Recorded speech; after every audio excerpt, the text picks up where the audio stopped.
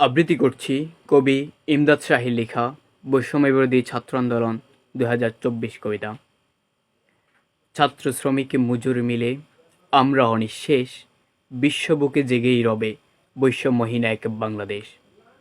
রবে না যেথায় রক্তধারা, মায়ের চোখের অশ্রুধারা, যেথায় অন্যায় অবিচার, যেথায় গুলি নির্বিচার।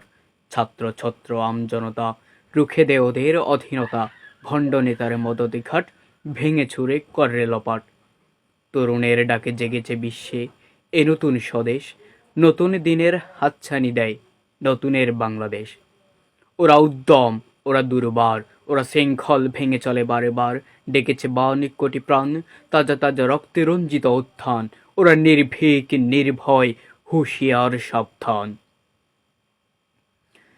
বাতাসে রক্ত বারুদ পোড়া গন্ধ, বীভৎস লাশ, তাজা তাজা রক্তের এই ঘ্রাণ এখনো ভাসছে এখানে ওখানে।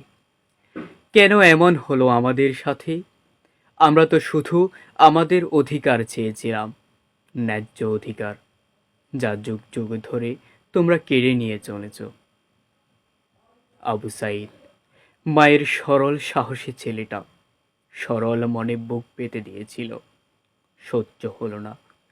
মৃত্যুর বীভৎস ঘণ্টা বেজেই উঠল তোমাদের দানবীয় রাইফেলে।